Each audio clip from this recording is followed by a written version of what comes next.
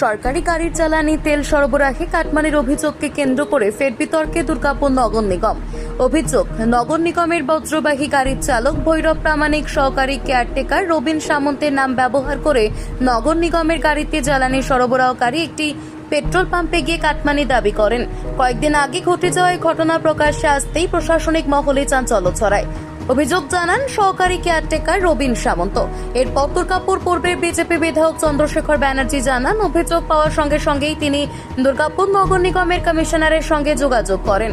তার দাবি, অভিযোগের প্রাথমিক গুরুত্ব বিবেচনা করে কমিশনার অভিযুক্ত ভৈরব প্রামাণিককে আপাতত কাজ থেকে সরিয়ে দেওয়ার সিদ্ধান্ত নিয়েছেন।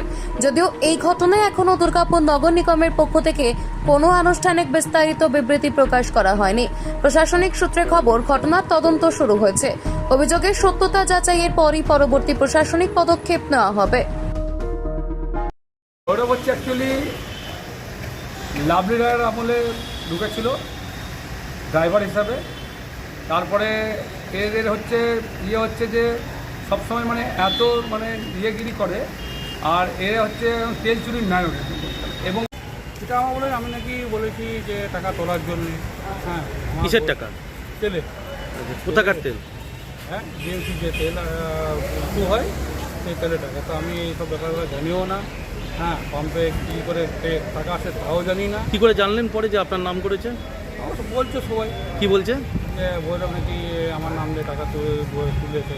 ভৈরব এই একটা কর্পোরেশনে বসে ভৈরব বলে একটি ছেলের বিরুদ্ধে অভিযোগ পেয়েছি যে পেট্রোল পাম্পে গিয়ে কমিশনারের কথা বলেছি। আমি ইমিডিয়েটলি কমিশনারকে বলেছি ওনাকে স্যাক করার জন্য।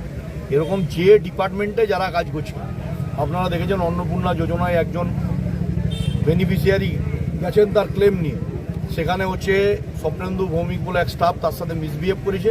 আমরা ইমিডিয়েটলি তাকে হচ্ছে ট্রান্সফার করেছি অন্যত্র। আমরা এই ধরনের যার বিরুদ্ধে অভিযোগ পাবো, মানুষের সাথে যারা খারাপ ব্যবহার করবেন কর্পোরেশনে বসে, এরকম যদি অভিযোগ আসে তাদের বিরুদ্ধে ব্যবস্থা। ভৈরবের বিরুদ্ধে কি অভিযোগ পেয়েছেন আপনি? ভৈরবের বিরুদ্ধে অভিযোগ হচ্ছে ও তেলের কাটমানি খাওয়ার চেষ্টা করছে। ও ভাবছে এখনো ওর মা মমতা এখনো বেঁচে আছে, ও মমতা ব্যানার্জির আত্মা ঘুরে বেড়াচ্ছে।